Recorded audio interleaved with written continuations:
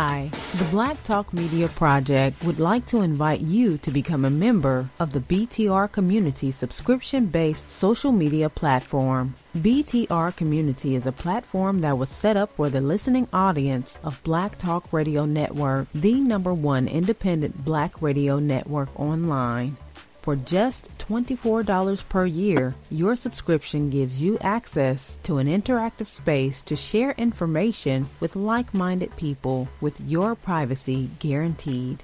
Your subscription will go a long way to help us maintain and improve our current media platforms. It will also help provide a budget so that we can begin the task of establishing localized media centers and radio stations across the United States. The best way to show your support and appreciation for what we do here at Black Talk Radio is to subscribe. Help us to help you be informed. Join btrcommunity.com today.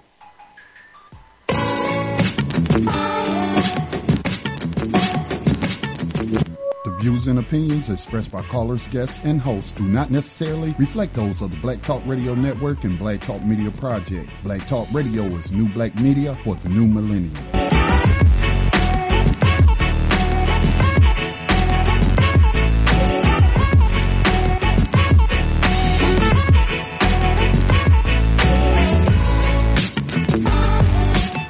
Dinar would have had serious consequences for the world financial system, but may also have empowered the people of Africa, something black activists say the US wants to avoid at all costs. We're slicing cake.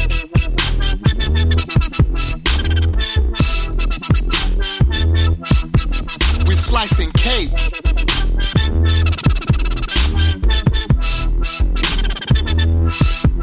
We're slicing cake.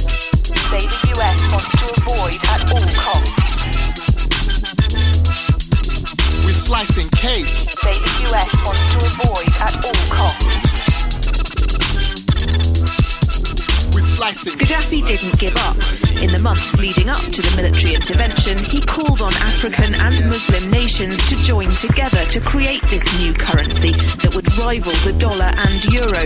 They would sell oil and other resources around the world only for gold dinars. It's an idea that would shift the economic balance of the world. Countries' wealth would depend on how much gold they have, not how many dollars they trade. And Libya has 144 tons of gold.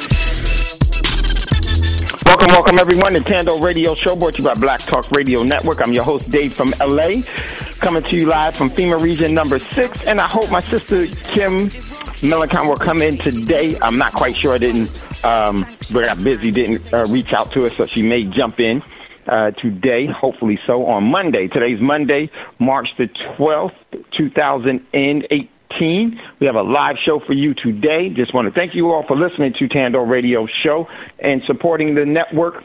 And just speaking of that, everyone, if you would please continue to support Black Talk Radio Network by making donations to the network so that we can continue to have shows. You can do that by going to the website and making a donation there, or becoming a member in BTR Community.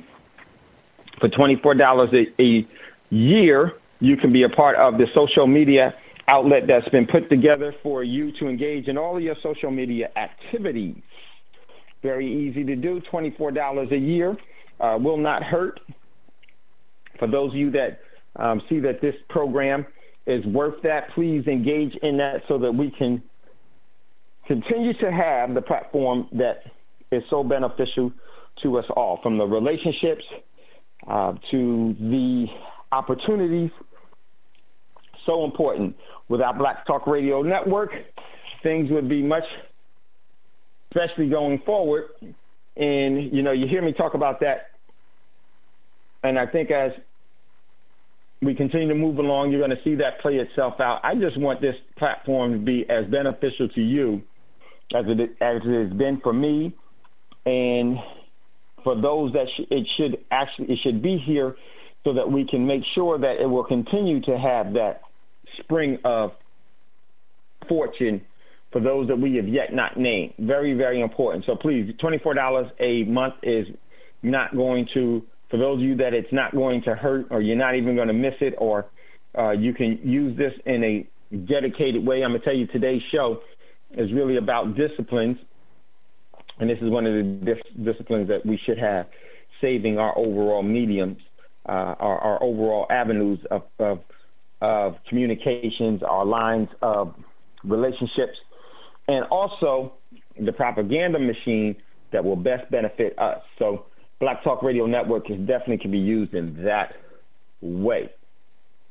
Okay, so please support the network. Also, if you would like to acquire real money, you can do that with us via Prosperity Mint, PROSPERITYMINT.com. Prosperity Mint. Check out what's in inventory there. Then email info@prosperitymint.com. We also give classes, and we have real money that you convert your cash into real money. So reach out to us, check it out, and then email info@prosperitymint. Someone will get in contact with you and make sure that you understand the overall buying process and explain it to you. And you need to know that it's to your benefit. Won't be used for anything else but that. Okay? So, very, very important that we do that. Okay, next, I'm going to get into, 1 second, having some problems here, 1 second.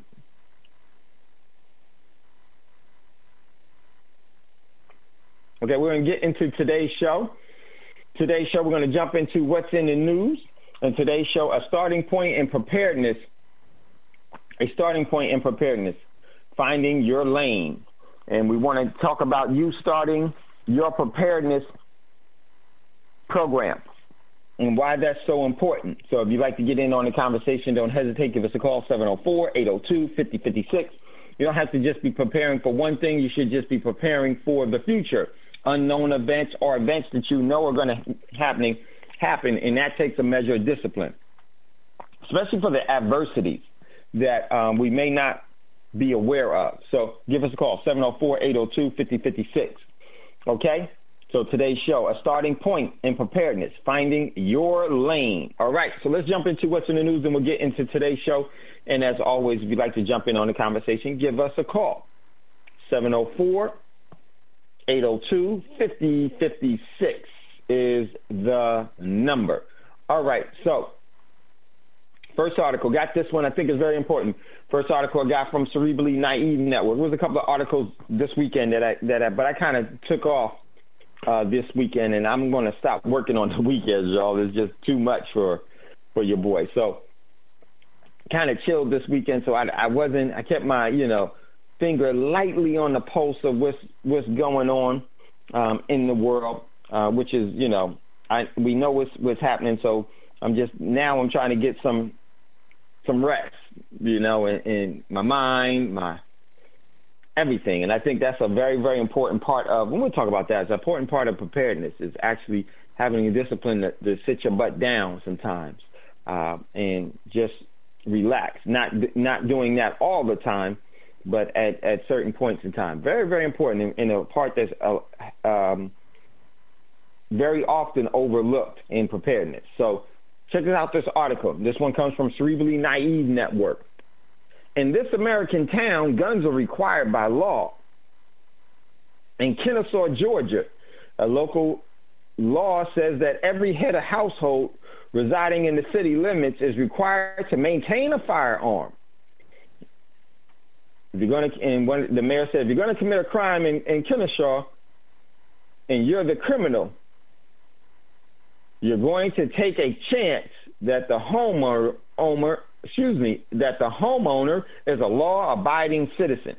And so, very, very, very significant article. This city has one of the lowest crime rates, and I definitely think is because of multiple of things. One, it's because when people resonate in a certain way.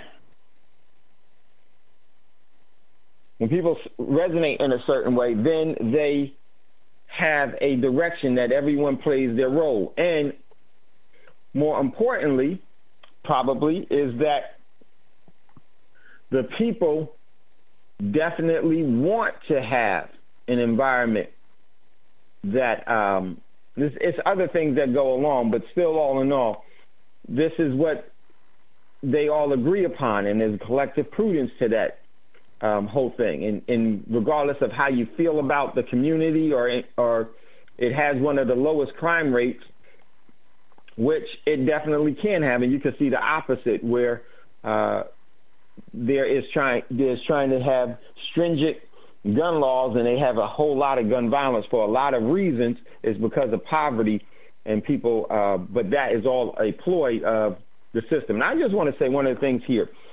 You start to hear a lot about what you have been, and you've seen this new attention given to the mass shootings that just all of a sudden popped out of nowhere in the past 5 years. And you can see them growing, and we didn't have this type of stuff, and I think there's a reason why, and it was definitely a purpose reason.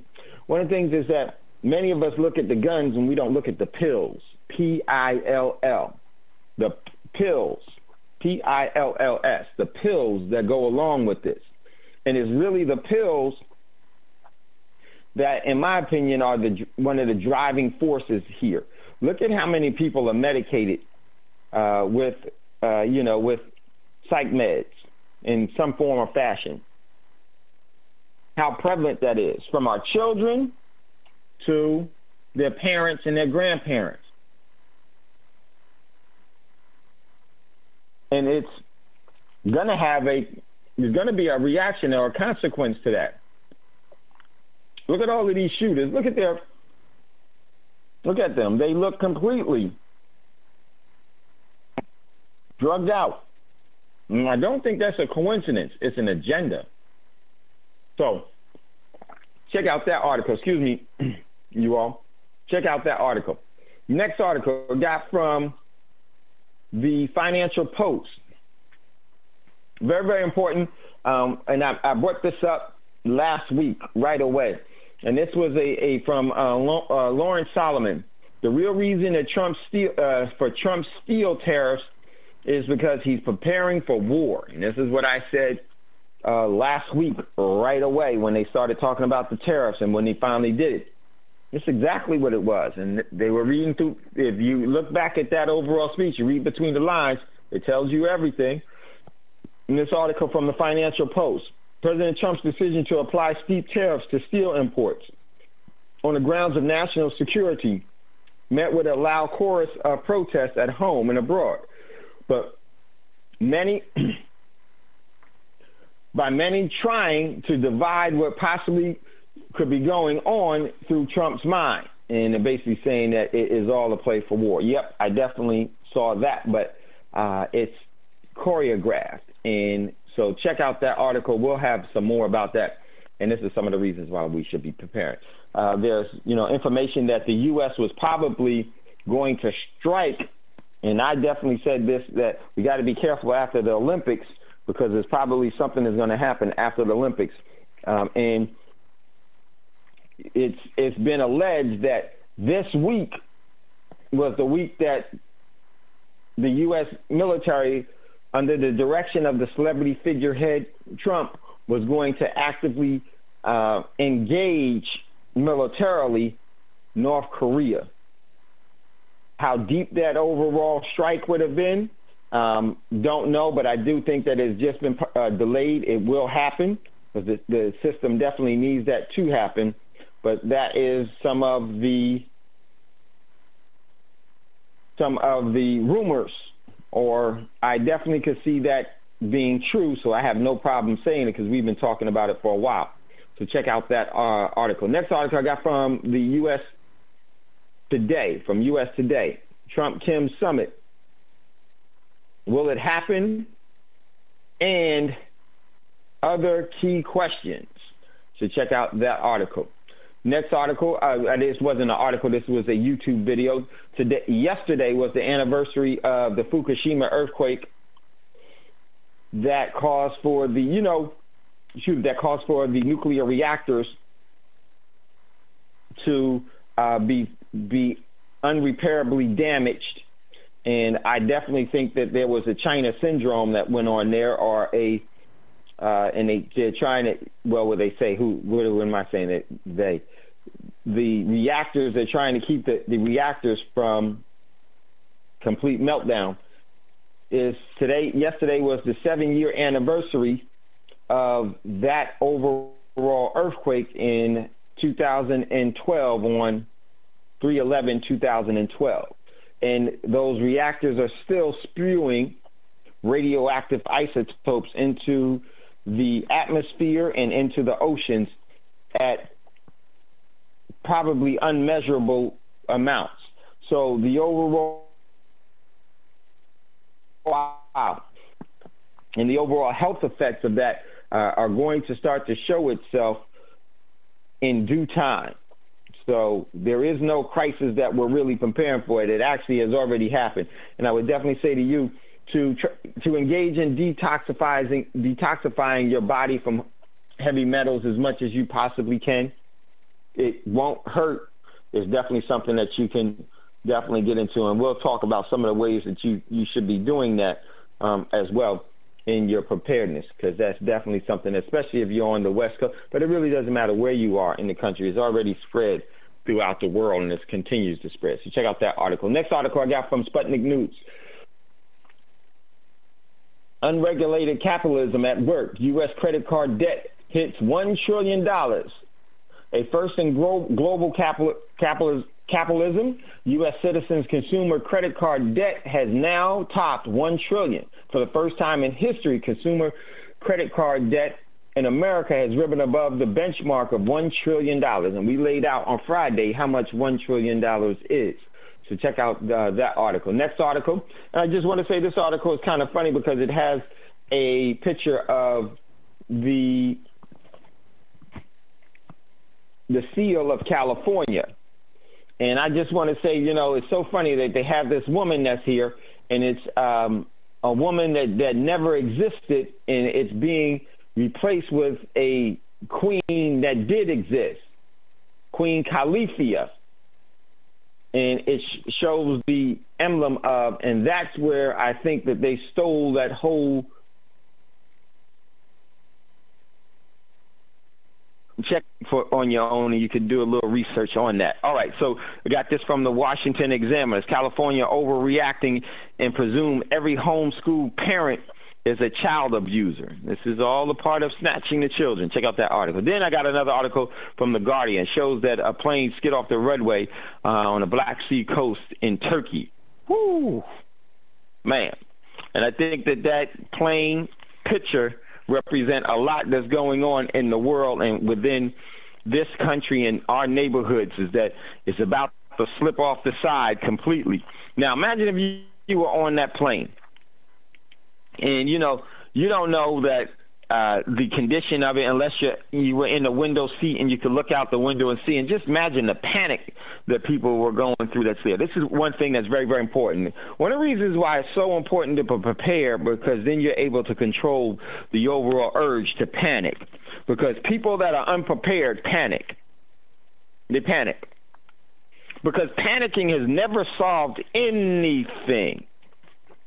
It's only made things worse. And could you imagine all those people run into one particular exit? How much? I'm just really surprised and glad that this plane did not continue to slide. And thank goodness for that. But it really is a picture of why you have to be prepared. And being this, imagine if you're on that and you're a thinking individual. See, a lot of times because the system has schooled us to play the fool all the time, and it's okay to be dumb, meaning not aware of, not being able to hear or see, and actually, to be cerebral about things and think about them. Imagine if you had a group of people on there that were thinkers, and they saw that the plane was in this position. And they knew that they had to get off the plane in a slow, methodical, orderly fashion, since there was no fire, but that I know of. I can't tell. It could have been a fire on board, unless there was smoke that was filling the fuselage or the cabin.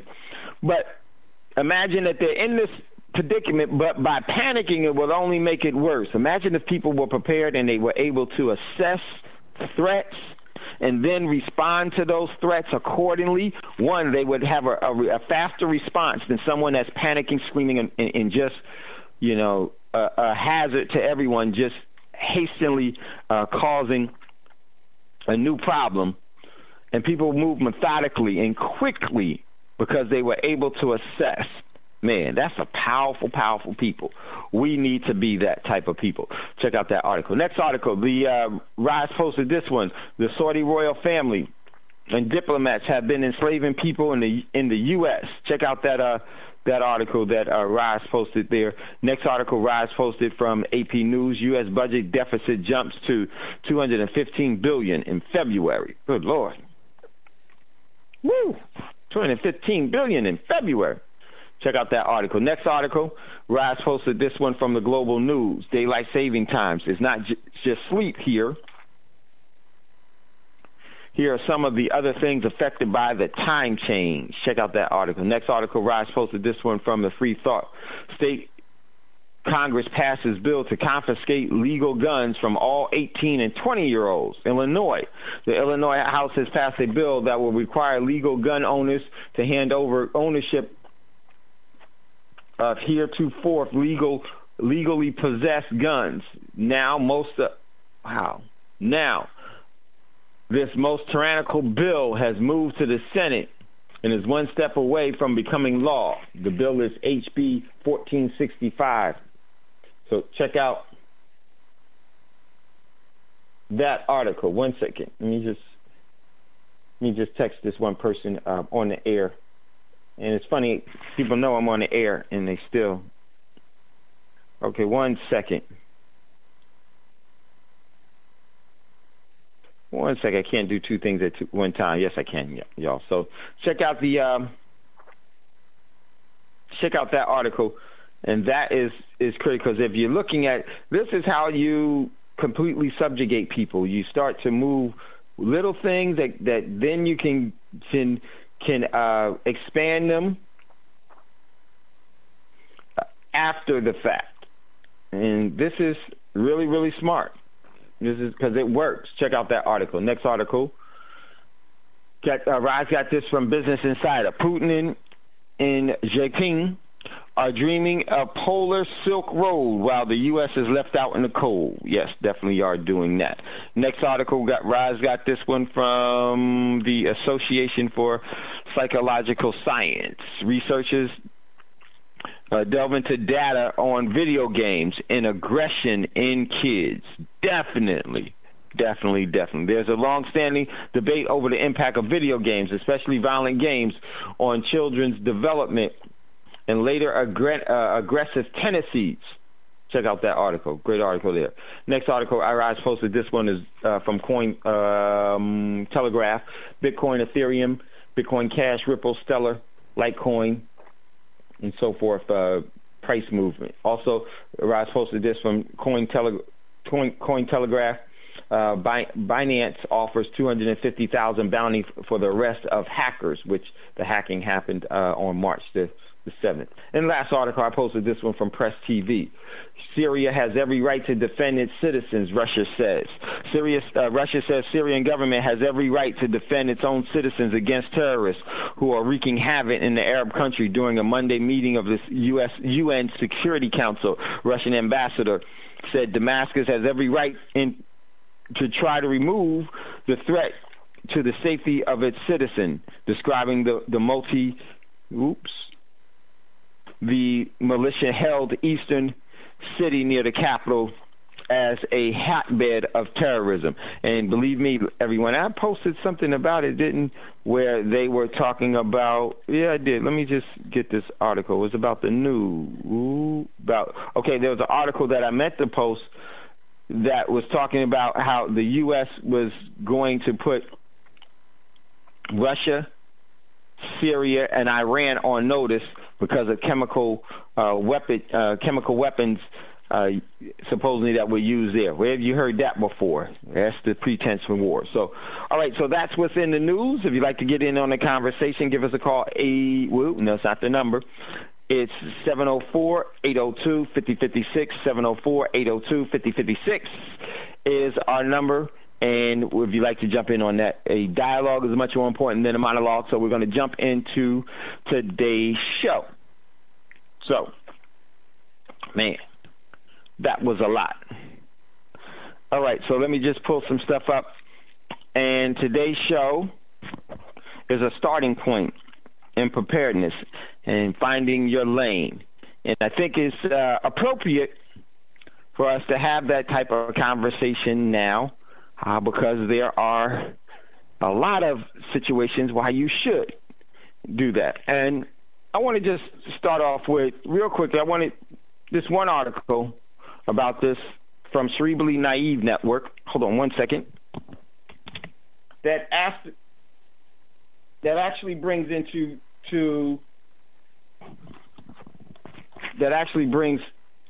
light to a city or a town in Georgia that requires, they have a law that all of its heads of households in that city have to maintain a firearm. So let me just read this real quick, and it has a lot to do with our overall preparedness.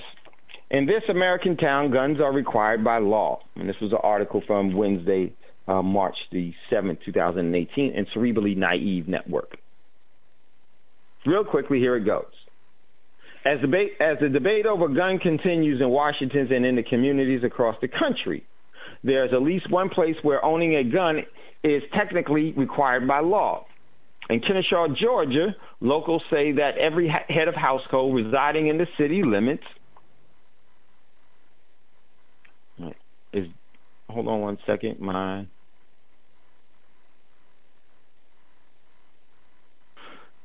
in the city limits is required to maintain a firearm. If you're going to commit a crime in Kennesaw, you're the criminal, you're going to take a chance that the homeowner is a law-abiding citizen, meaning that they have a firearm, and that's what the mayor said.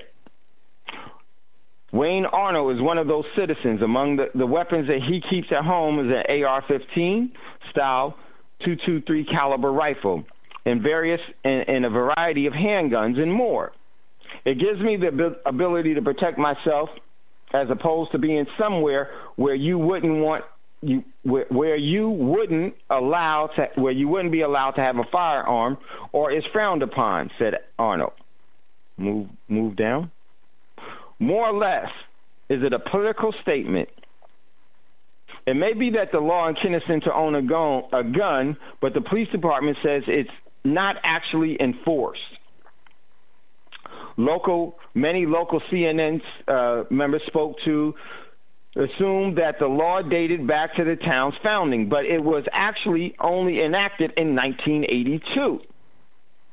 It was meant to be kind of a crime deterrent, said Lieutenant Graydon of their police department, who's been with the Kennesaw Police Department for over 30 years. It was also more or less a political statement because the city of Morton Grove, Illinois, passed a city ordinance banning guns from their city limits. And I just want to say this real quick. For all those places that have banned those type of firearms, what was the result? Those firearms are already there. And the very systematic rule that we have is the ones that placed all those guns in a covert way into the communities. And I'm not saying that guns is a solution to problems, but I'll get to what I'm saying in a minute. But it has everything to do with preparedness here, and that's what we're saying here.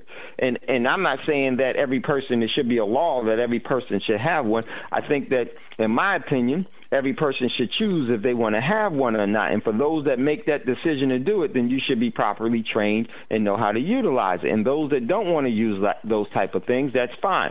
But I don't think that the people that have firearms should tell the people that don't have firearms to get firearms. And the people that don't have firearms shouldn't tell people that do have firearms, you need to get rid of that. Because it's a moot point. If someone feels that they need to protect themselves, there's very logical reasons as to why they feel that way. Just because you don't feel that way, you don't have the same life experience as those individuals. But I guarantee you this. Let someone catch you sleeping in the middle of the night, not saying that it's only under these conditions, and I won't just say that under this condition, but let you be at home alone, sleeping, and then someone breaks into your house or two people break in your house. Let me ask you, at that particular point, would you be for having firearms as a means of protection, or would you say, nah, I don't need it, I'll handle it myself? Right then and there. Oh, we already know what that answer is going to be. How about this? Well, this. You live somewhere out in the boonies, and you're out doing whatever your chores are, and then, all of a sudden, you have an encounter with a animal that poses you harm, from a, God forbid, a bear, a black bear. And let me tell you something about black bears. You can't play dead with no black bears. Would you wish you had a way to and a means to protect yourself? Or are you going to try to reason with that bear? Are you going to try to reason with those individuals that broke into your house? Are you going to try to reason with that individual that didn't break in your house but mean you some harm when you were minding your business? Reasoning has gone out the table as soon as that person has decided to violate you. See, one of the things that we have to remember, if someone decides to do something to you, the likelihood of you being able to talk them out of it is very, very minimal. And not only that, I don't know about y'all, but I'm not that convincing. When people crazy, people crazy. People are crazy. But let me get back to this, and then we'll get to why I think this is important and one of the things that you should be utilizing as a tool to protect yourself and your family. Back then, the town had a population of just a few thousand. Over 3 decades later, the law is still on the books. And that's his key. One of the things is the law is still on the books. Laws never get taken off the books, ladies and gentlemen. They just get enforced or not enforced. So when they say that debtors' prisons is, yes, there are debtors' prisons. It's just a matter of the states are going to enforce them or not, meaning they put them on the books so later on that they can bring them back if they want to bring them back. They're going to use it to maintain control over people at all times. And as Scotty always tells you, there are debtors' prisons to this day, and gave all the examples. And child support was one. In all of the different ways that, and how they do it is that what they do is they don't send you to prison or they don't lock you up for not paying your debts. What they do is they get you on the court order. But not only that, what they also do is that the overall collection agencies have changed their overall tactics in seizing the overall debts. And how they do is they get a judge to make an order, then they enforce that order that, hey, they told you to do and you didn't do. That's debtor's prison. No way. No matter how you slice it, the reason why they said it is because of debt.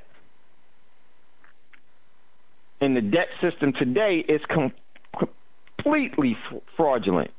It's beyond loan sharking. It's RICO. But let me go on to this. Okay, so missed my spot. Today, Tennyson has a town of about 33,000 people, and it has one murder in the last 6 years, and a violent crime rate of below 2%. And this is with 33,000 people. But it's unclear whether that has anything to do with the gun law or not. Let's stop there. Yes, it does. Yes, it does. Because if you don't want to say that that is unclear whether it has anything to do with the gun law or not, then you could also go into areas that have high crime where they're using the overall firearms in commission of the so-called crimes that you are reporting and you are counting. I never vote because I don't know who's going to count the vote. So you don't know who's really counting the overall crime statistics as well.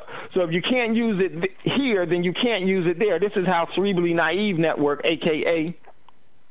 Central News Network, CIA Network, is trying to maneuver opinions that give the overall system more control.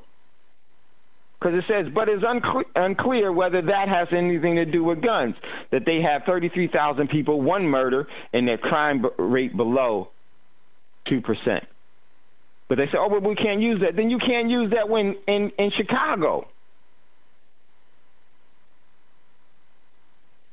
But I'm going to tell you the reasons why it's probably that way is because all of those people in that town, all 33,000 people live there for specific reasons, regardless if those reasons are more or not more. That's not the overall question. The solution to it all is that there needs to be collective prudence among us to be in certain areas for a reason, a collective prudent reason.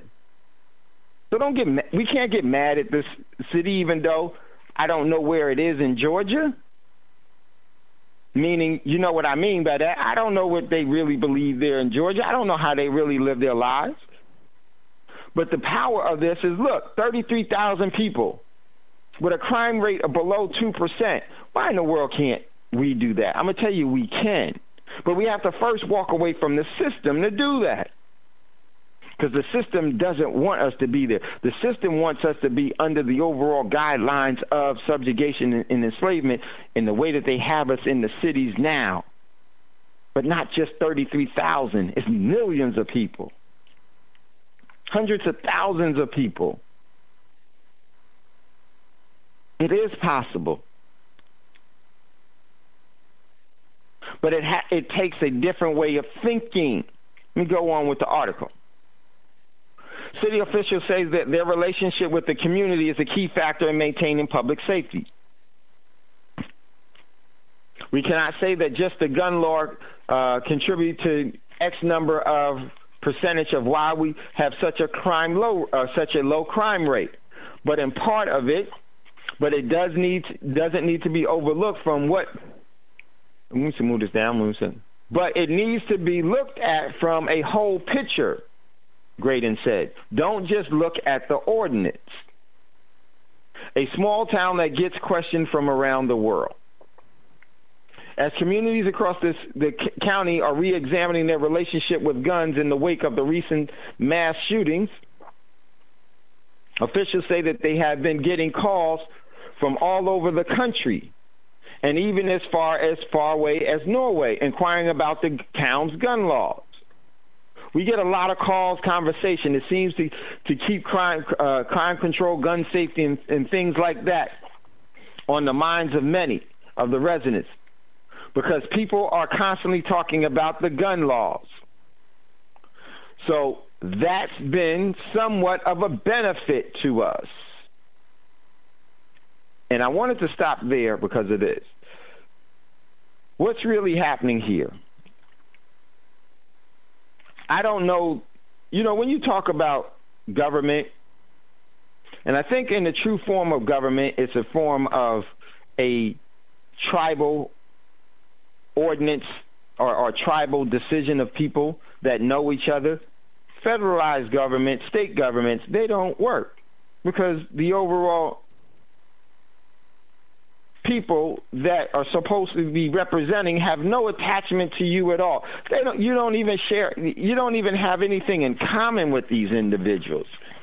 These individuals that are in Washington, D.C. and in your state capitals, you have no connection with them. Their overall lifestyles and who they deal with and what their overall business conference calls are have nothing to do with you at all.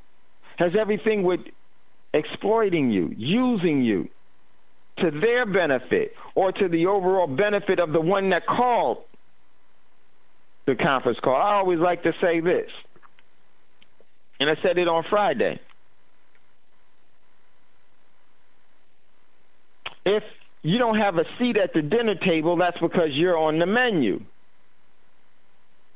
And one of the things with us with preparing, we have to first really realize that it's going to take people that know each other to establish the overall connections that are necessary that will promote self-determination and sovereignty in agreement with one with another. It is from the person that you can touch and commune with. When's the last time you talked to Obama? When's the last time you talked to celebrity figure Trump?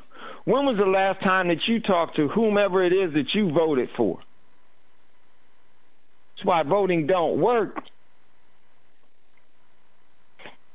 I would say tribal, cohesive direction is unstoppable.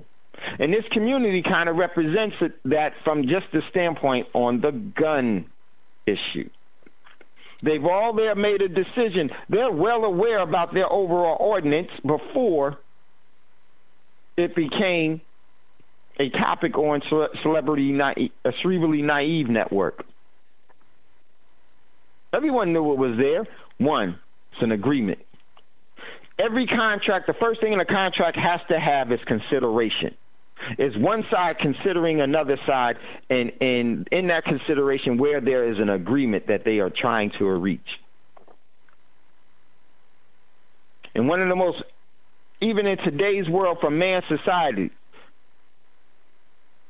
the rule of law starts first with a contract. Laws are contracts. You have to make sure that you're represented in that contract. You have to be the one that is the author of it and the one that upholds it and the one that signs it. So often we are given contracts that we're just signed to. And when you just sign a contract, that means that you are agreeing to what was ever put in the contract at the best interest of the one that handed you the paper. Our dollars are a contract. And coupons are contracts. And we sign away so much. And we're exploited by it all. So in this city, it exemplifies what you can do with collective prudence. It's 33,000 people. Do all those people get along with each other and know each other? I have no clue. But I do see something. They had 2% crime rate. Don't know who's counting it. Once again, that could be screwed. You know, numbers don't lie, but the people that put the data in do. It could be anything, but that's not the point, or it shouldn't be the emphasis that we should be looking at. Look at what you can do when you agree with people. I don't care if you like the neighborhood or not. Then if you don't like the neighborhood, then you should get with other individuals that are in agreement to that to establish a different neighborhood. If you're not doing that, then all you're doing is just talking. All we're doing is marching. All we're doing is protesting. We're not building. We're not creating. We're not connecting. Any person that I have a connection with, that connection is more important to me than any disagreement.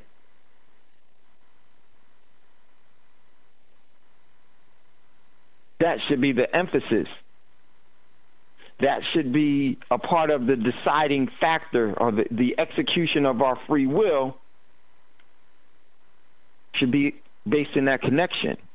And we've lost connection within our community because we are always trying to have relationships by someone other means and methods that establishes within the community and say, this is how you're supposed to respond to each other. And we say, okay, and we do just that. Now complain about this, and we'll complain about it. It's like a Simon Says this. Simon Says, the old game, Simon Says. Simon says for you to act a fool. Simon says for you to march. Simon says for you to vote. Simon says for you to think this way. Simon says for you to buy this. Simon says for you to go see this.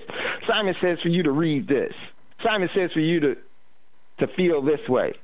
Simon says. Simon, keep talking. Simon pretty powerful. Simon has a bunch of lives. We as people have given up our one.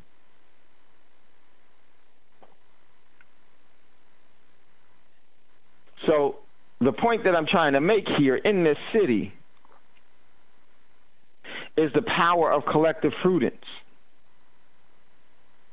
And that's the number one thing that you're going to need the discipline to do in preparing. Because I think that we can all come up with a consideration that certain things are a threat to us.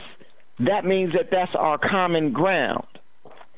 And off that common ground, we should make sure that that common ground is an anchorable bedrock for us to put our foundation on. Meaning, is that common ground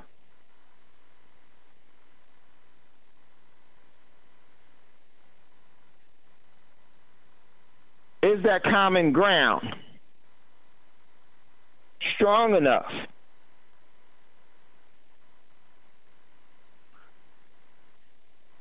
for us to build off of? Isn't that relevant in our lives? Does it have that much influence? And see, I think that it's very, very important for us to look at what is influencing us and what is necessary. What is what influence is being utilized, and what's necessary? In that town, they wanted low crime rates. And they said, okay, well, we want a low crime rate. Here's how we do it. We'll send a message out to everybody outside of our city that if you're going to create a crime in this city, come here to create a crime in this city, you might be going up against a law-abiding citizen that has a gun, meaning that we're going to support everybody that has a gun. Not only are you going to get shot by the overall neighbor, but everybody on the block going to take a shot. Now, could that be based in some other things in history? Absolutely it could, but still the point of the matter is this, is that they are all on one accord in that. And so they're committed to that. And what are they committed to that by? By energy, ladies and gentlemen. They're not bound by that by talk. And it's so prevalent that they don't even enforce it. They don't need to enforce that.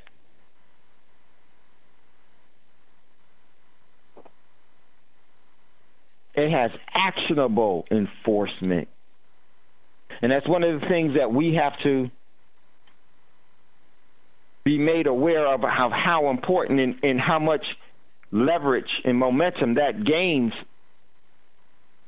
you is by having actionable enforcement. You don't make anybody do things. People do things very well that they like to do. They will do those things very well. They'll find time to do it. They'll find the energy to do it. They'll find the time when they're short on time. They'll find the energy when they're tired.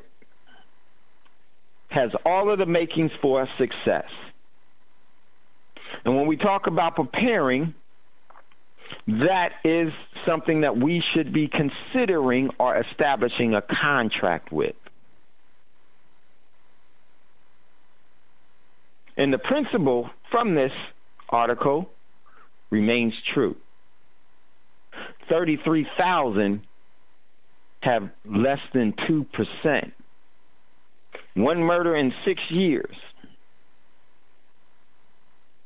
If 33,000 can do it, then 1 million can do it. 3 million can do it. Then Chicago can do it. LA can do it. Memphis can do it.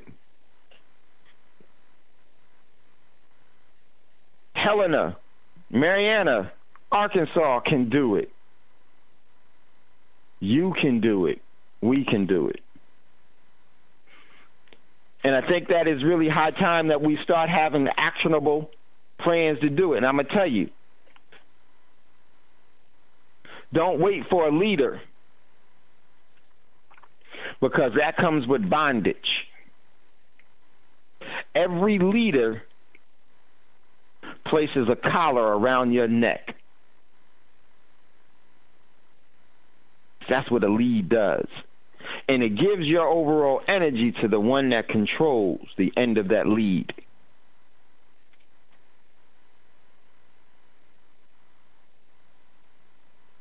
We're going to be facing things prepared or unprepared. What condition you go into the obstacles may not be determined by you, but your overall barometer or response to it is exclusively yours and exclusively ours. So every individual that's listening, don't look at this from backwards to you. Meaning, don't look at a grandiose, this city, and, oh, we should do it, and I want it to be like this here. No, start where you are and look at how you can go out and then go to the next person, and before you know it, like a domino effect, it will all just start to fall into place. No, it won't be easy. Too valuable to be easy. Too valuable to be easy. And too critical to be ignored is the state of our community. So, high time that we start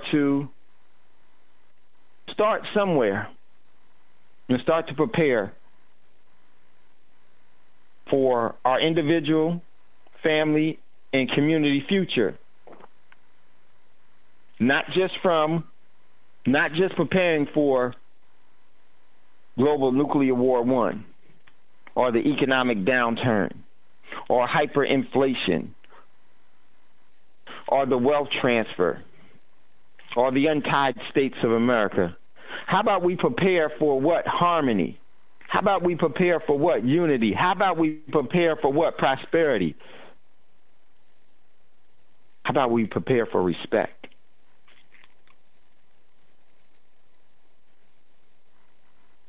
And there's a conditioning that we have to have in order to do it. And oh, believe me, we've been so brutalized that we have become what we had to endure. And when you become what you had to endure, no longer was the creator of the problem an issue.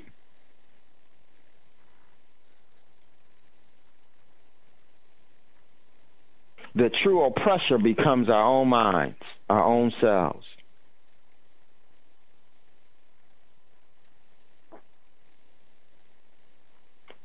And this has to be broken. And the only way it can be broken is by the same way that it was created, by the force of will, by the energy of will, and by the actions of consideration, by those that saw profitability, prosperity, and sustainability by creating something, even if it was immoral or wrong, or murderous, or enslaving, or a means that deprives one of what's rightfully theirs and given to a colonizer. Still is the truth. So, today's show is, where's our starting point? This article from Cerebrally Naive Network is really a starting point as to how we look at different things. 33,000, 2% crime rate, one murder in 6 years. Is that something that we could possibly build? Yes. But even before building that, our intention should be able to do that for ourselves and within our family and then within the community. We have to start there first. Preparing is a necessity. Have you ever been unprepared for a bill? And when the bill came, oh, shoot. Have you ever been unprepared for an illness? And the illness came, oh, shoot, when it comes. Have you ever been unprepared for an obstacle? When that obstacle comes, oh, shoot. Have you ever been unprepared for an attack? And when that attack comes, oh, shoot. I would tell you, the attacker never wants you to be prepared. Imagine someone stalking you. Do they want you to be prepared or to catch you sleeping? Catch you daydreaming? Catch you preoccupied? Catch you in a circus, just running around haphazardly. Whew, got tongue-tied with there. Which way do you think the attacker wants to catch you? Ready or scared? I think we all know the answer. The attacker always wants to catch you scared. Because when you're scared because you're unprepared. We need to change that, especially for a lot of things that's going to be coming down. So we're going to jump into that. I would love to hear from some of you all what you think in preparing, some of the things, the essential things that preparing has. And my man Roz is in queue. Roz, we're getting ready to go to the commercial break. When we come out of the commercial break, I'm going to go straight to you, my good brother. So listen, you're listening to Thando Radio Show, brought to you by Black Talk Radio Network. Scotty, give me one extra minute here real quick before we come back. If you'd like to get in on the conversation, give us a call, 704-802-5056, 704-802-5056. You're listening to Thando Radio Show. Let's be prepared, y'all. Let's talk about that. We'll be right back after this quick commercial break.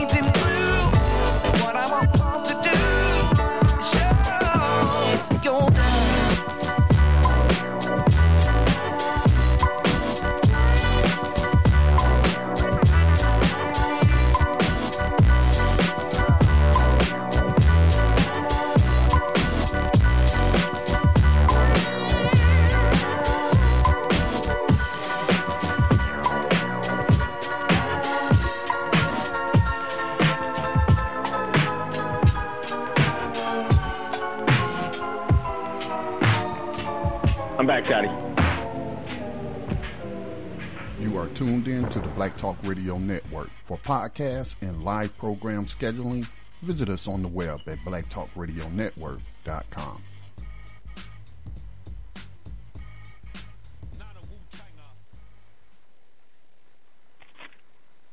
Okay, welcome back, everyone, to Thando Radio Show, brought to you by Black Talk Radio Network. And if you'd like to get on tonight's conversation on March the 12th, 2018, give us a call, 704-802-5056, 704-802-5056.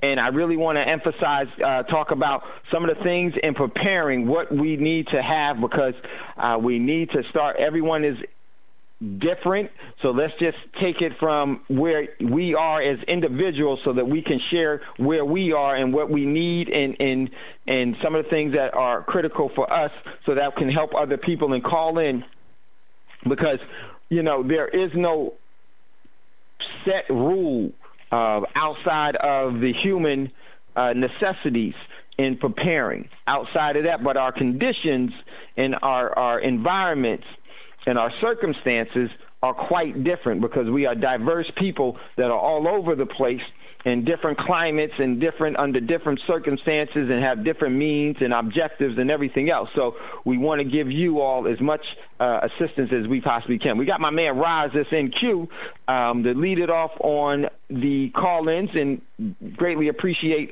my brother. Roz, what says you? Peace, Brother Dave. How you doing? What's up, bro? How you feeling? Hey, I'm good. I'm just really tired. It's been a long week and weekend, so I'm just kind of exhausted. I'm good. It's good to be talking to you. Yeah, I can hear it in your voice, Roz. Yeah, I can hear it in your voice. I'm with you, bro. I'm with you. So, I wanted to say first, when you were talking about Kennesaw, Georgia, I just thought like their police department must get no work because ain't nobody running up in there trying nothing. They regulate in their own community. And that law, to me, allows the way that it's written sets it up for the community to regulate themselves. And when you have a community that can regulate itself, it kind of reminds me of what was happening in Spain with the lack of a central government, and these people were functioning autonomously and were able to Catalonian and get along and be harmonious with one another without any central government. And to me, once the central government's involved, that's when the chaos reigns, because that's when all the games are getting played. And to me, like what you were talking about was just, self-regulation. That's just what it is. And I mean, in areas where it wasn't like that, we took it upon ourselves to regulate our neighborhoods or our areas where we live. And that's what white people do all the time. You don't see nobody running through white neighborhoods getting crazy unless it's other white people, because they regulate. And they know that people know if you run up in a white neighborhood anywhere that you might get shot. Then that's just how it rolls. So to me, that's just self-regulation right there. I think it's great. I think that that's something that makes sense. And it just sets a precedent right off the rip. So people are going to think 3, 4, 5 times before they try to even attempt to do something. That's why I said I don't think their police force get much use unless it's for some other form of emergency, whether it's a medical or fire or something like that. But I doubt they get much work as far as, crime is concerned. Also, it made me think of my father-in-law. His house is over 100 years old, and it used to be an ice store before it was turned into the ranch that he bought. And when he bought it, I'd never seen a deed this old before, because he had bought it like, oh my goodness, it had to have been at least like almost 50 years ago. And the way the deed was written, it talked about... Go ahead. Wait, 1 sec. So got the deed 50 years ago. Okay, so in late 68, and so just to let you know, because I know Roz is about to drop something really important. A deed from 1968. Look at how everything is leveraged now. Well, I don't want to get too much in that, but Roz, that's very, very important. A deed from 68 is going to be much different than the ones they have now. But go ahead. Yes, what blew my mind about it was the way that it was worded. It talked about defending your property by any means necessary, meaning you grab them guns and you get busy. If somebody rolls up on your property getting funny, you can handle your business. And I had never seen a deed written so explicitly towards that. And it just made me think what type of state Jersey was back in them days. Like, and mind you, it was racist as all get up. It was insanely racist in this area. I call it the Alabama of the North. That's what I call New Jersey, because it's really that hardcore up here with that. But to see that deed written in a similar way to that law in Kennesaw, Georgia, you immediately just took my memory right back, because he passed away last year. So we had to go through and find all of this information, just to deal with his estate. And one of those things we came across was this deed, and it just blew my mind. And I like I said, it just makes me like even more that situation in Kennesaw as far as the way that law is written. To me, that's a law for the people. Also, you said something that was extremely important, because Jen and I, we always do a disclaimer regarding anti-blackness before every show we do. And we did it when we took over the duties for you the couple of times that we did the show recently. And something you said just immediately, once you said this, that what you said is what made me hit the button to speak. And then I just thought of other things I wanted to talk about. But this thing you have said that connection is more important than an argument. And that is something that I kind of address when I deal with that anti-blackness clause that I deal with, because I always say to people, even if you don't agree, like the importance of us having access to each other. The things that we talk about on and off the air here are things that a lot of us don't even talk about with our own family. So when you have people that you can actually talk to about the things that really matter, that can be life-saving or life-altering, that is the most priceless thing you can have. And to squander that because of something that you don't agree with someone else on is just maliciously stupid. And it's self-mutilating. It's a form of self-mutilation. Right, Roz. And it really is. When you said that, it just immediately just hit me right in the dome, like, bing! And I'm just like, that's what I'm talking about. Is it more important for us to disagree about one little thing, whether it's religion, whether it's, anything? Whatever we disagree about, is that more important than our ability to take care of each other and help each other survive what we're dealing with? And that's been the ultimate question for us ever since this third party has gotten involved in the way that we function with one another. They facilitated a rift where the simplest of things can destroy relationships between people, where it shouldn't be that way. And I try my best to be an example of that, as far as just my daily life off the air and the way that I function on the air. And I just thought about that, and I thought it was so important as far as preparedness, because like I said, we have contact and the ability to reach each other, and we talk about and deal with things that most of us cannot talk about at home. We're looked at as the eyeballs, or we're told, oh, there they go with that black stuff again. Whatever the case may be, we can't talk about it at home, but we can sit here and talk to each other. And my thing is, that is what's more important, and that should supersede anything else, because we're all supposed to be working towards a solution to the problem. So that's what I wanted to say for now. Hopefully somebody else chimes in with something good. But you hit me in the head tonight, brother. I thank you. Phenomenal show. And I'll mute my line, brother. Much love, much respect, Raj. You know what, man? It's critical when you said that, and it hit me like, it was a ton of bricks as well for me, because that's so true. The conversations that I have here on Thando Radio Show, I don't have with a lot of people, even people that have my own blood lineage.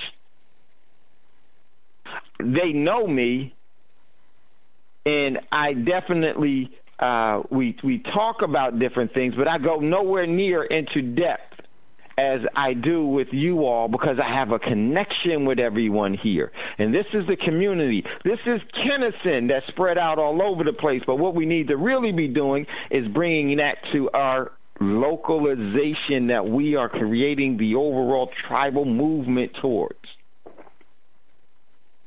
The collective movement towards the beneficial and prosperous legacy established.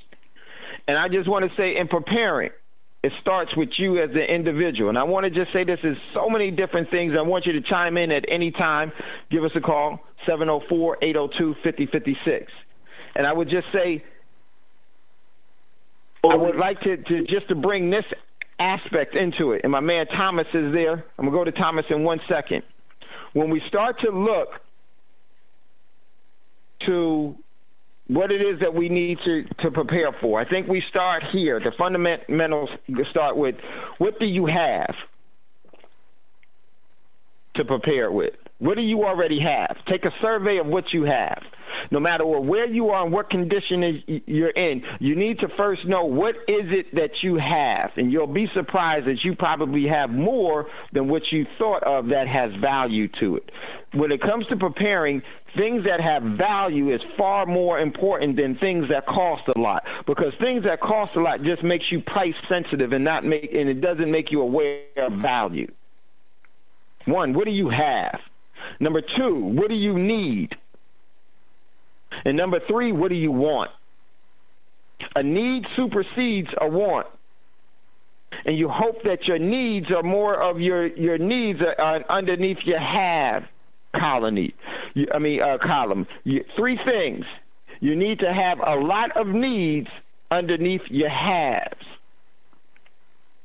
And then you start, after you do that, then you start working on what it is that you would want to help generate momentum for you.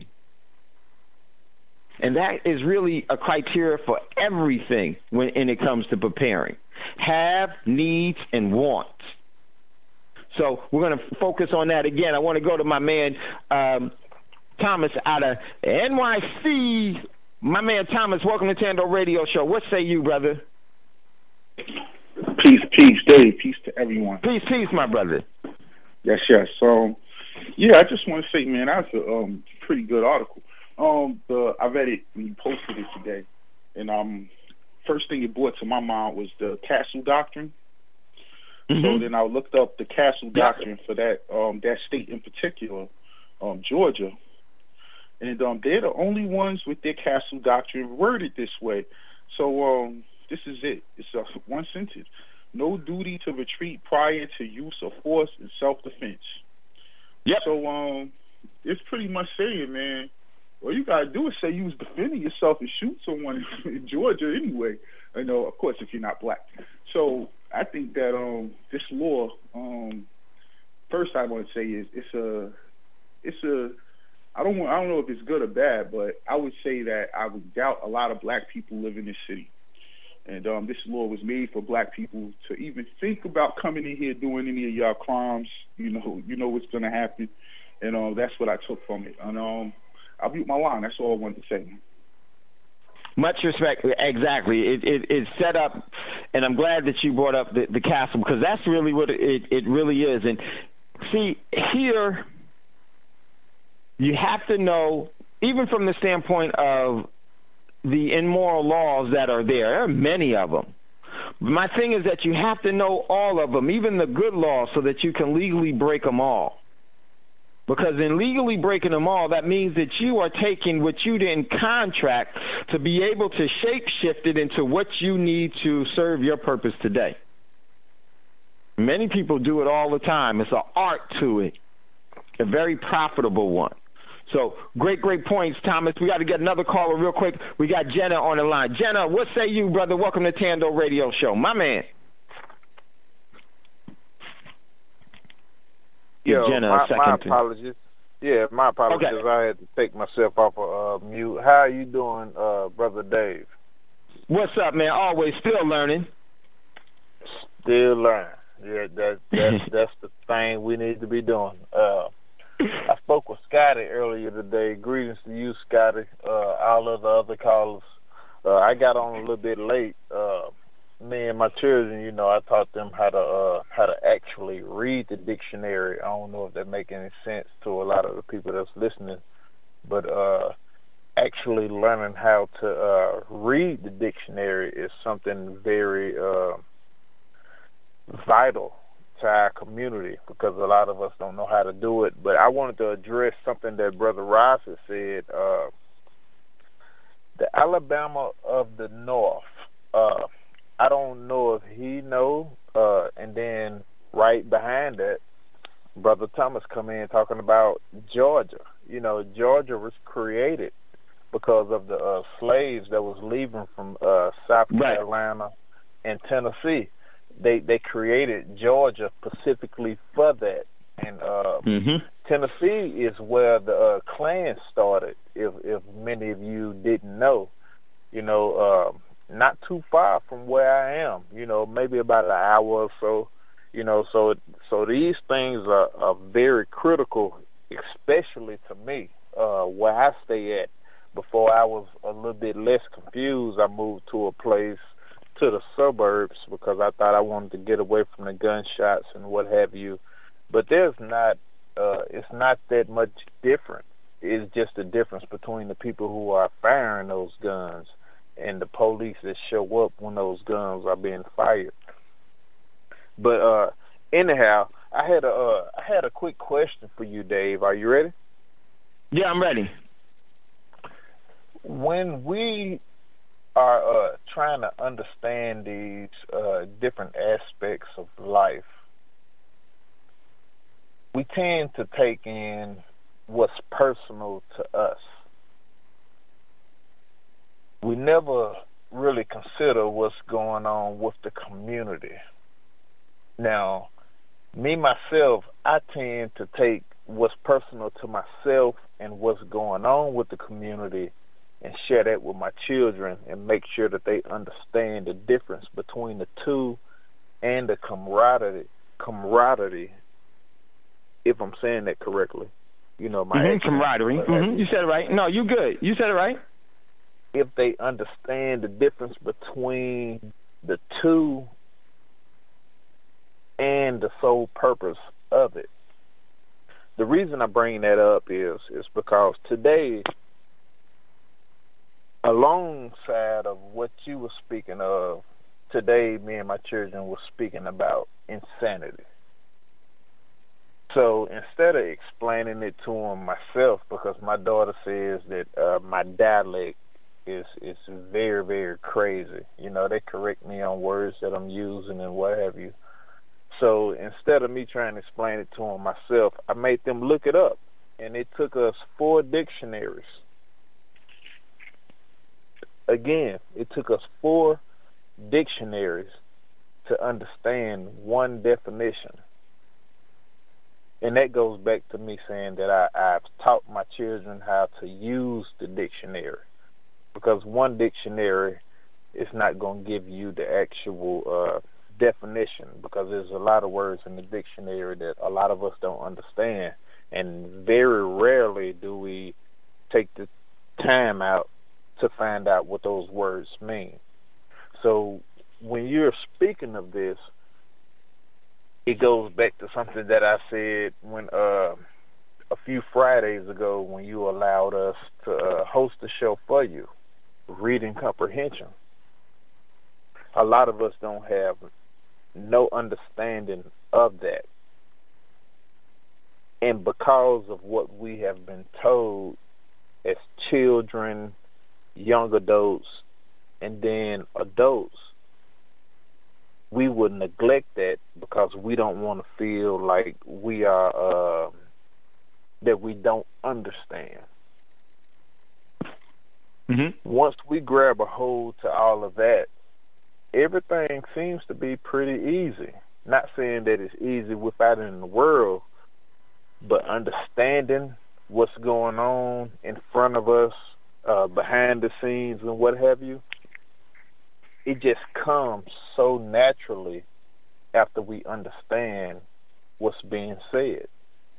With that being said, I just wanted to add that little piece, and I'm going to put myself on mute. Thank you for taking my call.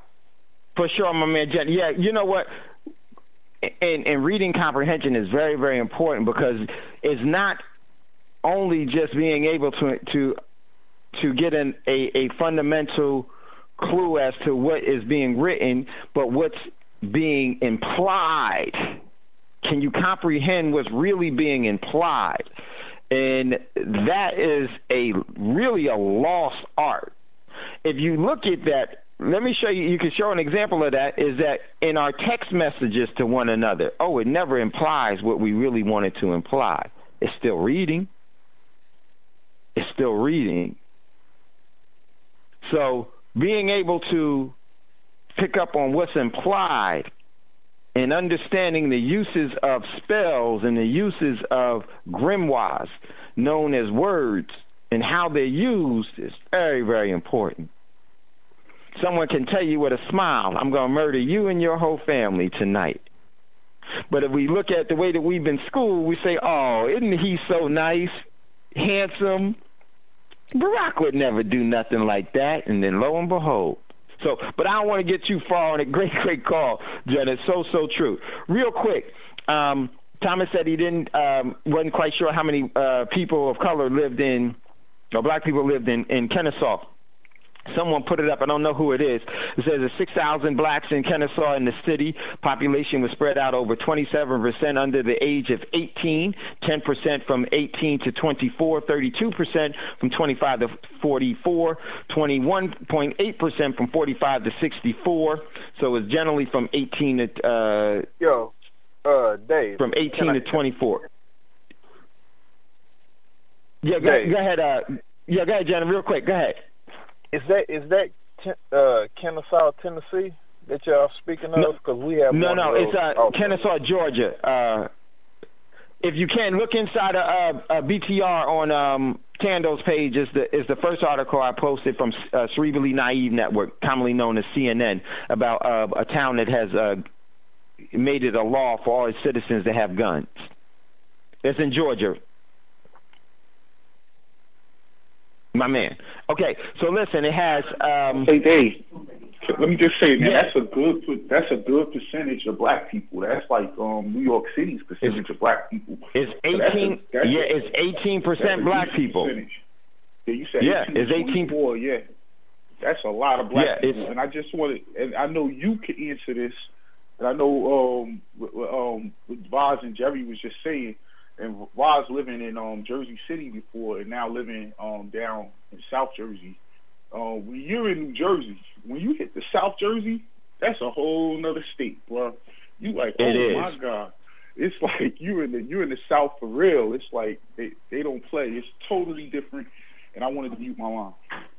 Yeah, very true. Jersey is as Raj said, is in a lot of parts of it is the Alabama of the North. Very, because it's an old city. It's one of the oldest states in the Union. So, but check this out real quick. So it's got 18% of it is black, and it says that, and I was surprised by that. And it has the median age was 32 years for every 100 females. There were 95 males for every 100 females, and there were over 18. There were 88.97 males there. So they got so that's their demographics, and that was from CMCP. Thanks for that. So. Real important. So, want to get back to this preparedness. Where should we start, and why this is so important? And I really want to say the starting point for every person, no matter who you are, you have to start from. And now, what are you preparing for? That needs to be something that you determine. But I would definitely say one of the reasons why we started Thando Radio Show is because of so that some of the false flags and the overall directions of subjugation and enslavement won't have as much of an influence over your overall energy lives that you will be surrendering to the system. So we basically want to get you protected so that you have choices when things go awry, that you can seize on opportunities and not be victimized as much, or have a measure of immunity to the overall agenda of subjugation and enslavement. If we all did that, man, the system would not be able to stand. So for you, no matter how much you make or how much you say how little you make, you have to first, in preparing, one of the keys to preparing is halves. Let's go over halves. And if you'd like to have any input on that, just jump in. 704-802-5056. Halves. What are halves? The things you now currently have under your control. Not your ownership, but under your control. Here's why that's so important. Not ownership, but control. You could so-called own a boat in Tennessee or have a vacation home in Tennessee, and I just said that because of Jenna, but you live in Texas. If something awry goes or something goes wrong where you can't get from Texas to Tennessee, you don't have that anymore. And everything that you put there, you no longer have. You have it from the standpoint of you own it, but we never talk about ownership on this show. We talk about control. If you don't control it, it is not going to always be something that you are going to be able to utilize to your benefit. Everything that you own can be dutifully repossessed. You're in Texas, something goes wrong in the country, Tennessee, wherever it is in Tennessee, my man Jerry may come across that and say, well, I control this now. So very, very important. Halves. Halves are what is under your immediate control. Do you have food? Do you have water? That's under your immediate control. And when I say immediate control, this is very, very important in prepping. Can you walk to it from where you work or where you commonly find yourself? Notice I didn't say drive. Notice I didn't say drive. Right. Where you reside. Brother Dave. Can you walk to it? Yeah, go ahead, Jerry. Yo, back when I first heard this conversation, because we've had this conversation several times here on Thando. One of the things that I did is I bought now when you talk about the tri-state areas, you have an area for your particular city, and whether you know it or not, you live in a place that may be commandeered by the bigger city. So you have a map for the city that you live in, and then you have a map for the larger city that's in your vicinity. What I went and done is that I went and bought a map for both of those, and I highlighted where I stay. And what I done is that when I highlighted that, I found out where the grocery stores, where the ammunition place, and the clothing stores. I highlighted all of those places around the area where I live, and then I've done the same things, even though I do not, I really have a dislike for my older two children's mother. I highlighted her place also. So I highlighted all of those places to be able to take care of my immediate family. Right.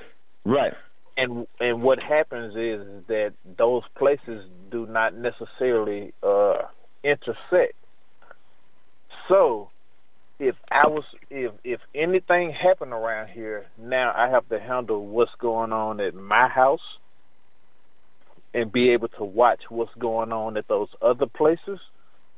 And I also have to highlight her house and what's going on at their places. I have two places that I have to take care of.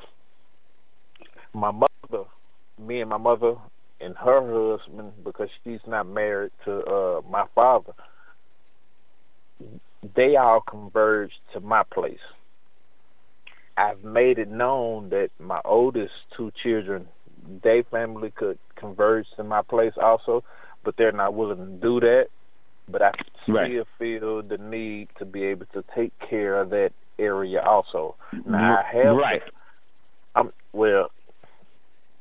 with a situation that I have brought up on Thando and on Real Life, I'm not even going to mention that, but there are situations that are going on that I'm not going to get into no more because I got information from the Tennessee version of the FBI, and I don't even want to say that. But there are, I can't even think of what the wording is right now at this particular moment, but there are contingency plans. Yeah, that's the word I'm looking for. There are contingency plans for me to make sure that they are okay and that we are okay. This is something that all of us need to do. There is a such thing that many of us may not even know about. And I talked to Brother Roz about this the other night, and I did not get to do it, Brother Roz, while we on air. I just going to tell you now. I wanted to go check out what the 50-year, the 20-year, the 50-year, and the 100-year plan is for our city. For those of you who don't know, they have a contingency plan which has 20, 50, and 100-year plan for what they deem the city to look like. Everybody needs to have that map. Whether you're buying real estate, yes, it's a map. Whether you have whether you are planning on buying real estate or you just want to know what they plan, because you don't have that capability, but what they plan the city that you live in specifically, what they plan on it looking like, you need to know what the that looks like so that you could be ready whenever anything happens. You need a current map and that projection map, like Brother Dave just said. You need to have. Hold on, Jerry. We got to get ready to go to a commercial. Man, so important. What Jerry laid out is a pen map, and for himself, and then the overall projection plans of that overall city, and you'll see the redistricting and everything else, the economic zones that are known as economic flight, that are going to be the affluent areas, and it's so important. Definitely need to know that, because you can see what's going on. You're listening to Thando Radio Show, brought to you by Black Talk Radio Network. Getting ready to go to a commercial break. If you'd like to get in on the conversation, give us a call, 704-802-5056. We'll be right back after this quick commercial break.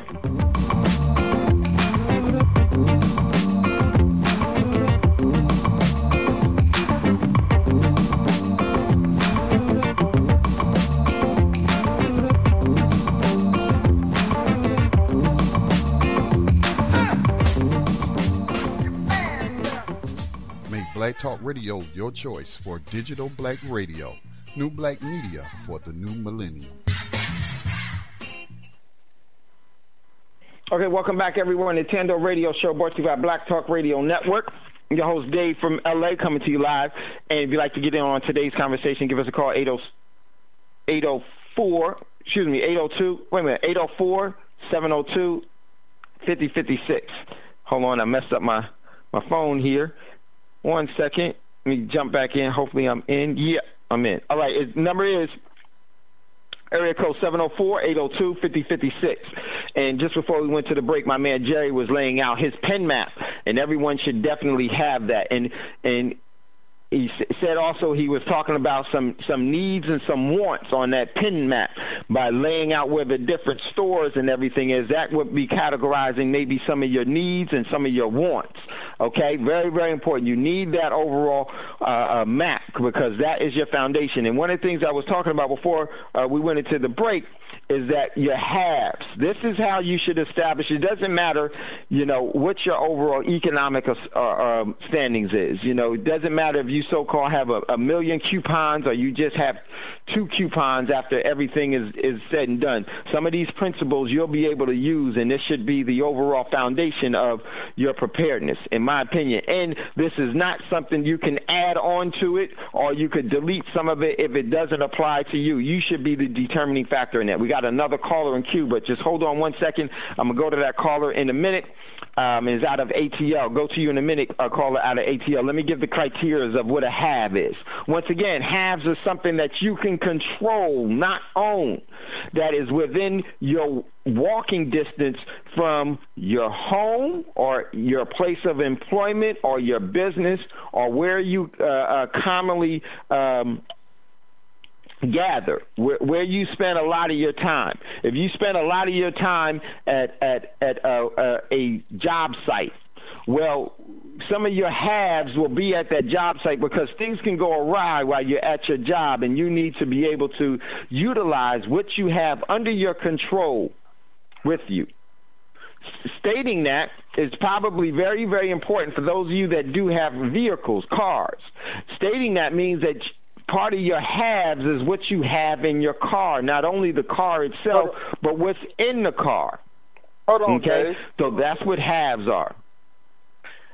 And I was giving out a whole bunch of things. So before you go to that next caller, if I may, I don't mean to intrude on the conversation. I just, like I said, I walked in late because we was digging into the dictionary. So no, you good. Go ahead. It's okay. One of the things that you have to always pay attention to is that everything that you deem is right, when stuff is going on, all of that goes out the window. So Dave brought up the fact that me myself, I can ride a bike to my job. My job is 10 miles away from my house. I've done this several times before when I have wrecked my vehicle or what have you. So when he's talking about things that's at the job, if you need some power tools, you need an air compressor, it may not have nothing to do with any of that. It could just be some slabs of wood. These are things that you could put in place. But if you have that map in place, you know that you could go to your job and grab such and such and such. You could go to the dollar store that's a few miles away from you and grab such and such and such. You could go to the gas station. You could grab such and such and such. You know, right. And you could prioritize, and it gives you a map. Right. Exactly. But you also have to be in the mind state that all of us, most of us are, and go to these places in sequence, because you can't just go at them nilly-willy, because other people, if you go to a place that you don't supposed to go to at that particular time, you will meet a mob of people, and they will be prepared to mow you down. Yeah. Understand that. You have to understand that. So with that being priority, said, you got to prioritize everything. I'm going to put myself on mute. Appreciate your time. Appreciate you, Jenna. Appreciate you. So Jenna much. is absolutely right. For sure. Jenna's absolutely right. You got to prioritize your overall, and how you prioritize things is based, first of all, you have to know what you have. Okay, so you set that list up. What is it that you have? You should inventory and know what is it that you have. But one of the things with having things is it can't just be you that know that you have it. Everyone within your overall family or your overall group that you are now dependent upon, they need to know that as well. Else you can't really count that as a have, because what if for some reason you can't? What if, for some reason, like you've been saving up on some antibacterial component, and then you are unconscious and you need that type of stuff? Well, you had it, but you can't use it because you didn't tell nobody that it was there. So take along with that. So halves is what you have under your immediate control. So with that being said, I don't like to keep our callers waiting. Let's go to our caller out of ATL. Caller out of ATL, welcome to Thando Radio Show. What is your question or comment? What say you? Hey, Brother Dave. Hey, Scotty, everybody. Brother Rise and everybody. This is Jada from Atlanta. How you guys doing? What's up, Jada? Not much. Just trying to hang in there. I was cooking dinner and I was listening, and I said, wow, this is a powerful show. But I just wanted to kind of give a shout-out to Brother Rise and Brother Thomas, because when you were absent last week, they really did a great job for filling in, and I learned so much. It was just on and popping. I was like, okay, that's real right there. And it was Jenna. It was actually Jada. It was actually Rise, Jenna, and then Thomas. You know, Thomas always contributes as well. So no, you were right. They sound alike. Okay, then. Okay, so Brother Thomas and Brother, they sounded like, okay, I'm so sorry about that. No, you're good. No harm, no foul. But go ahead, Jada. What's happening, sister? Oh, I just wanted to contribute because it's interesting you talk about what you guys were talking about, how we can't agree to disagree. And me and my sister, when we first moved from New York to Atlanta, you know, our views are different. She's like really serious and I'm not. I don't like to joke around, so we're like night and day. Long story short, you know, she's like, I would get on your nerves then. She's real serious. She don't play no radio with it. She's cutthroat. But anyway, she's like, look, we're going to do it this way. So we agreed to disagree. And even if we had a disagreement, we didn't allow it to affect our boys that we were raising together. Right.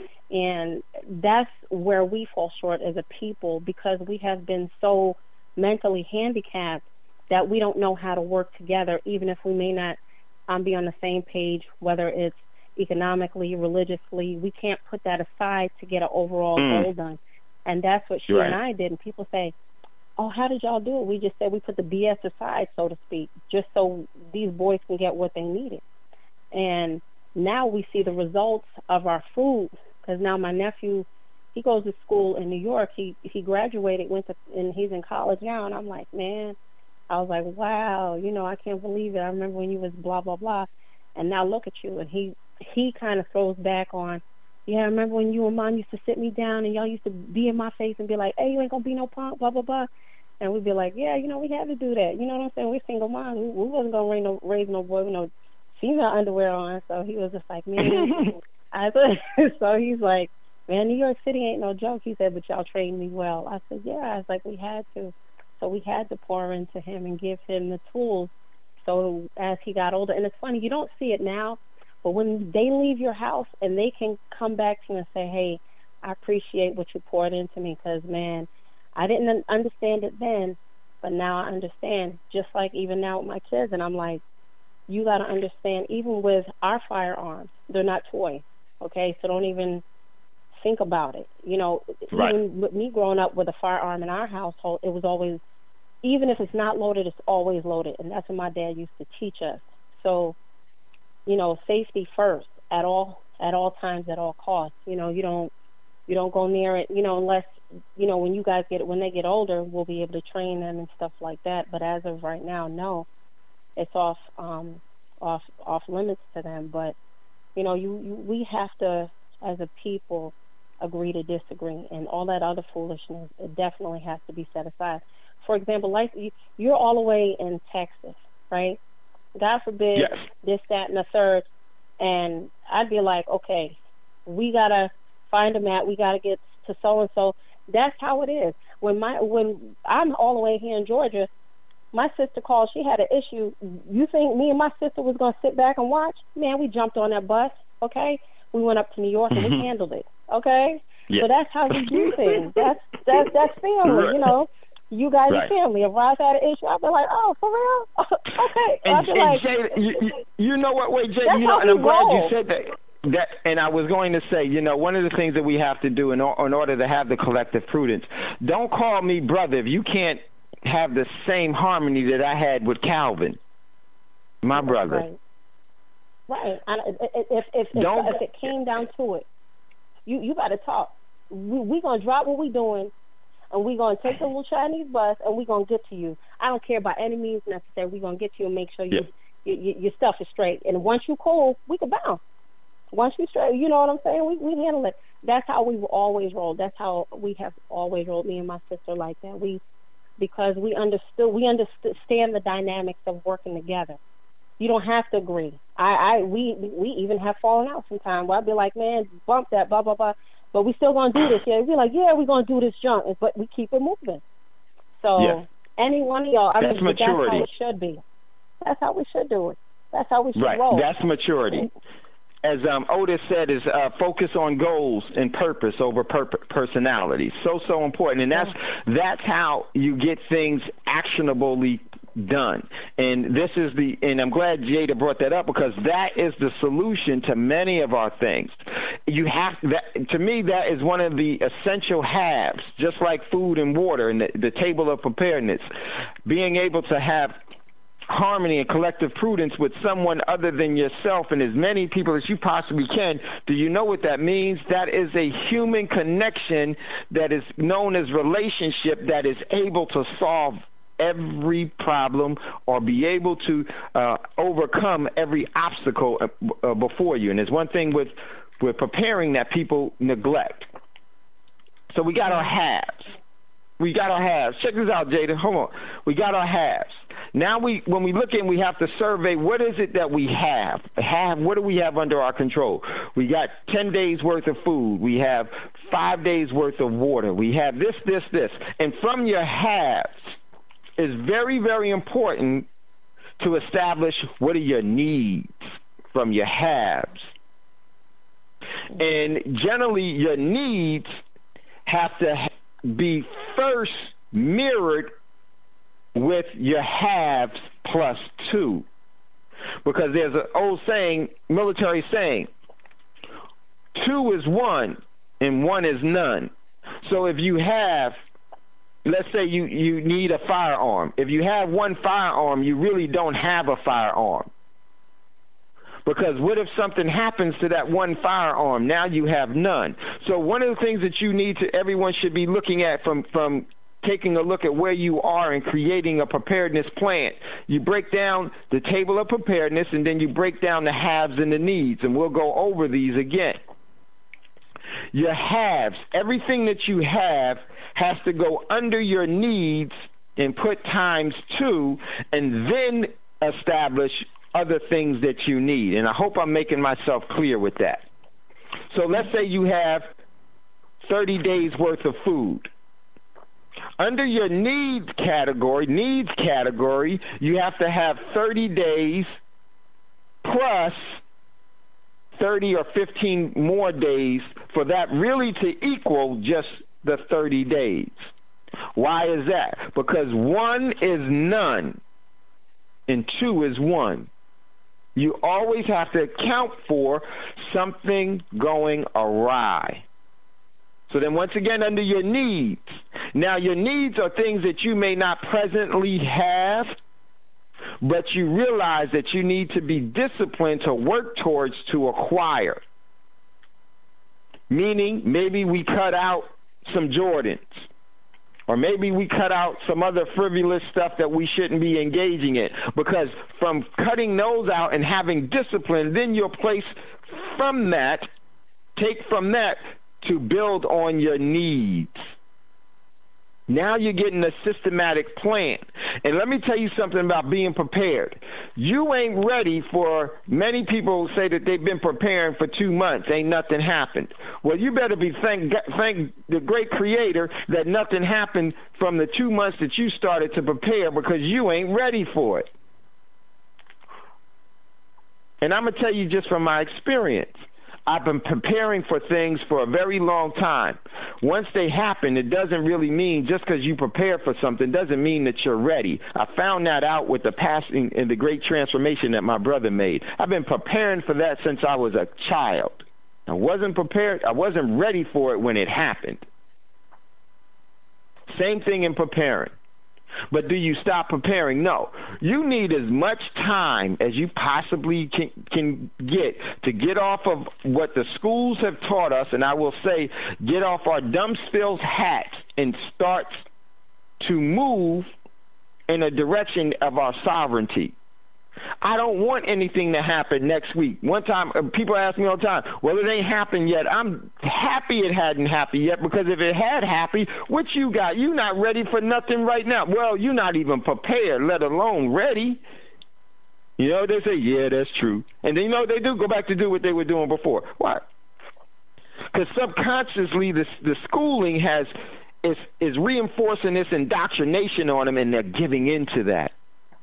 Discipline breaks what is not in your best interest from having a say over your free will, which you do control. So your needs. You put your haves under your needs because you're going to need more of your haves. Then you start to establish the other needs that are pressing that you need, that you should be focusing on. And you have to prioritize those things. So those are your needs. You got to list out your haves, list out your needs. Then you go to your wants. What are your wants? Your wants are the things that will enhance momentum from your haves and your needs. Your wants are the things that will momentumize and enhance everything in your haves and your needs. What could those be? Those could be, maybe you want a certain kind of flashlight. You have other forms of lighting, but you want this particular flashlight. Maybe you want infrared camera or a thermal camera. All of those would be under your wants. You don't get your wants before establishing your haves and your needs.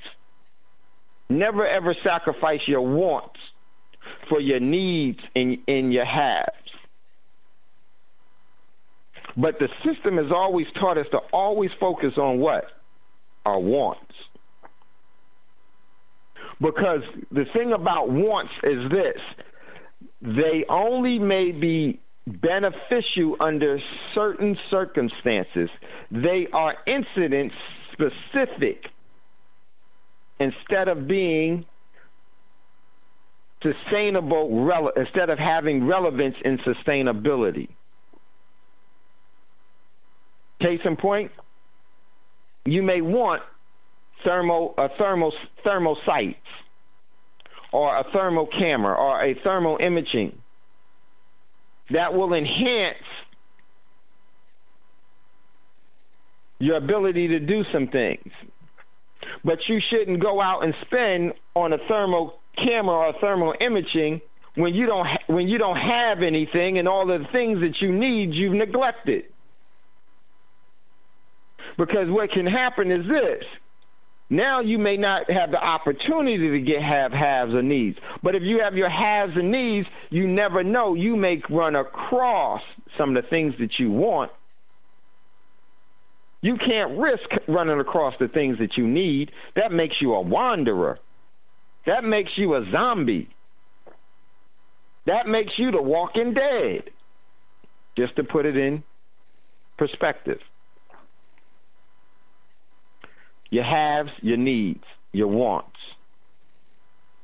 We're going to definitely develop this a whole lot more. And I want to reemphasize, discipline is the key, because every person here listening to Thando Radio Show, listening to Black Talk Radio Network, if you actually want to achieve something, you'll find the path that leads you to that accomplishment. If you want to complain, you'll find every reason to complain. If you want to succeed, you'll find every path to travel down until you meet that overall goal that determines what you have deemed as being successful.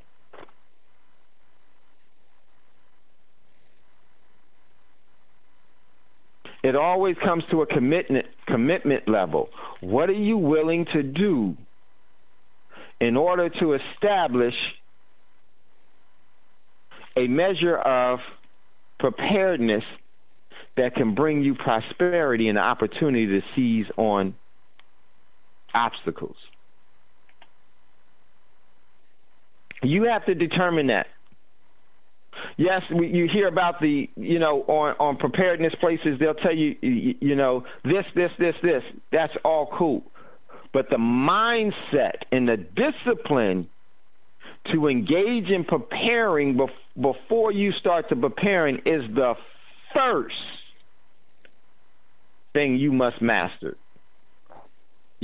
I need to do this, and I need to come up with a way in which I can start to prepare. And don't look at the timetable of things.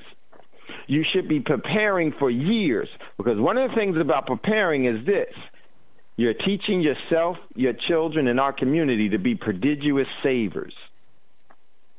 Because everything you have, and then you develop the needs, and then you get the wants, now you have something that has value that's somewhere along the line.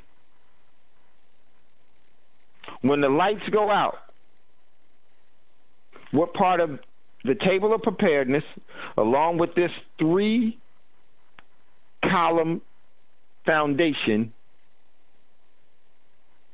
how much of that will you be able to rely on? How much of it have you in place while the lights were still on?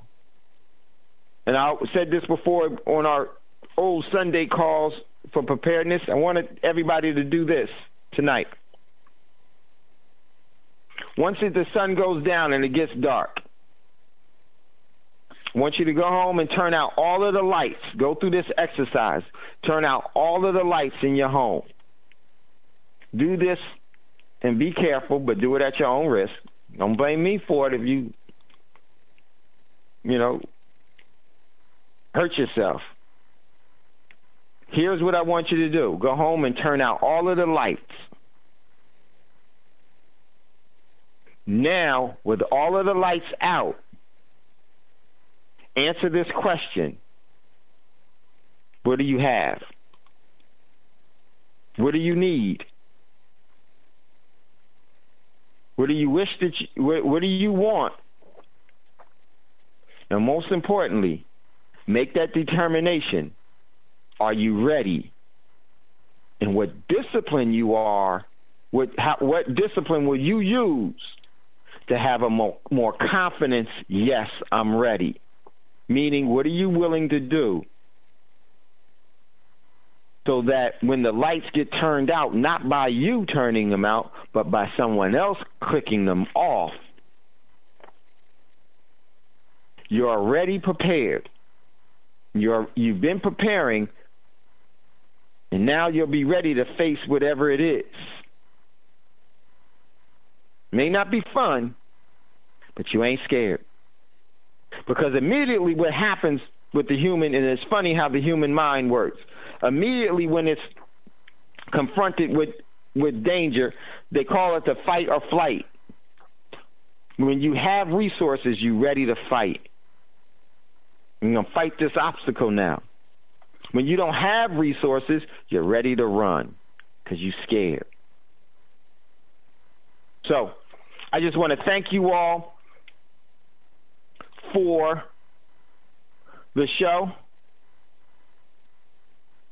And it says, Melanated Roots will be discussing remedies and recourse under the Uniform Commercial Code, UCC, exit strategies. That is going to be coming on. Melanated Roots is coming on right after Thando Radio Show. And I'm sorry, I didn't mean to interrupt on that. So, hey, it's never goodbye. As always, we'll see you later because I'm running a little late. Let's jump right out of it.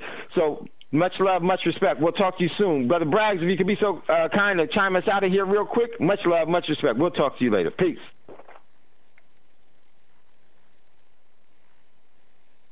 Peace, peace. Peace, peace. Peace.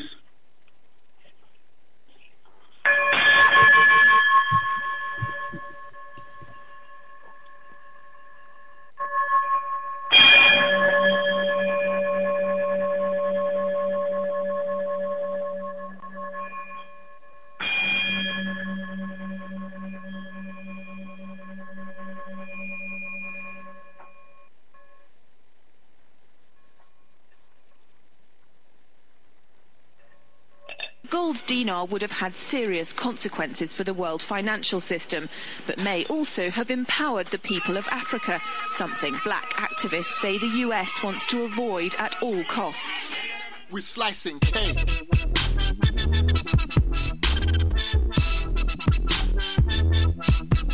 We're slicing cake.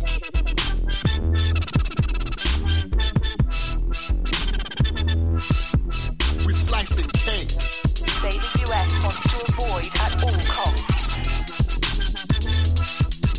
We're slicing cake. Say the US wants to avoid at all costs. We're slicing. Gaddafi didn't give up. In the months leading up to the military intervention, he called on African and Muslim nations to join together to create this new currency that would rival the dollar and euro. They would sell oil and other resources around the world only for gold dinars. It's an idea that would shift the economic balance of the world. Countries' wealth would depend on how much gold they have, not how many dollars they trade. And Libya has 144 tons of gold.